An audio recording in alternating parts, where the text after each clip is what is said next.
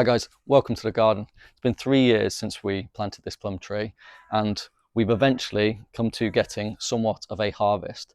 I know there's only 3 plums this year, but this plum tree has the capacity to pump out hundreds in the years to come. So the purpose of this video really for me was just to give you a little bit of a discussion about why I think plum trees are, or any fruit tree for that matter, are more than worth including in your garden if you have the space. So the first reason is taste. The flavour of this plum is incredible, and it really does honour the name of this variety in the fact that it's called Top Taste. I recently harvested some plums a few weeks back, and as much as it was an abundant harvest and I really didn't have to care for the fruit as such, this plum is superior in every way. It's tastier, it's sweeter, it's larger, and it's a lot easier to access the fruit. So the second reason was a learning experience. This plum tree was one of the first trees I ever planted in the garden, and as such I did make a couple of mistakes. One of the ones that always comes to mind, because it's quite evident when you actually look at it in a little bit, is I pruned one of the branches to a flowering bud as opposed to a leaf bud. And what that actually caused, if I just show you this here, it just caused it to have this lovely little curve to its branch. But you live and you learn, and it's going to always be there and be a nice little reminder of what not to do. Another thing I learned was not all trees behave the same, and they need to be treated slightly differently. Stone fruits, just like this plum, they can't be pruned during the winter period, just like my pears can be. And that's because these guys are more susceptible to a disease known as silver leaf curl. So I'm going to prune this actually in a week or so's time, which I'll do another video about. On top of that, certain fruit trees also prefer different shapes. Stone fruits, like this plum, they prefer an open center, or sometimes it's compared to a vase shape structure. And that allows lots of light to penetrate in and ripen all of these densely packed fruits. Well, say densely packed, you're going to have to use your imagination a bit there, because we've got 2 fruit now after I ate that first one.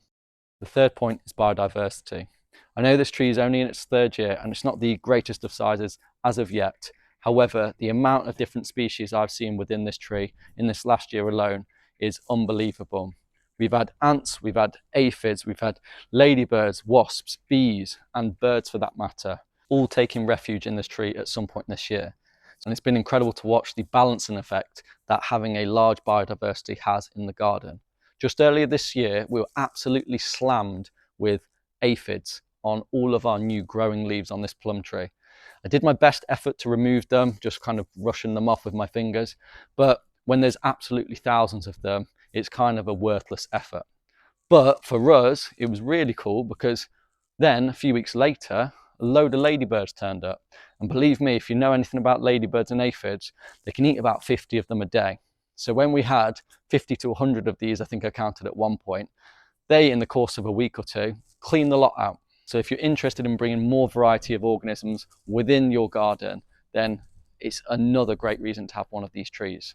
And the final thing having a fruit tree has taught me is patience.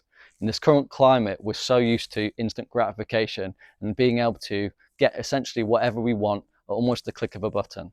So by having something that you have to really put time and investment into is quite rewarding in the long run.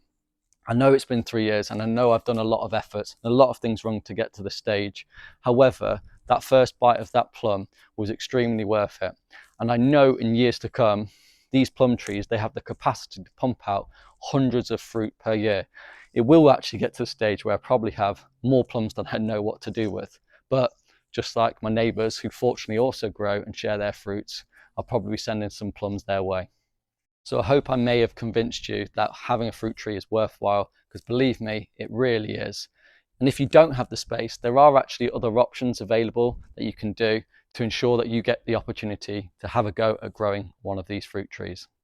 Just like this espalier pear tree over here, which, as you can see, is grown maybe only a foot away from a fence line. So we have a fence that gets a decent amount of sun. You can have a crack at growing one of these. If you actually want to see how I did this, I've got another video which I'll show and link in the description. But otherwise, all the best.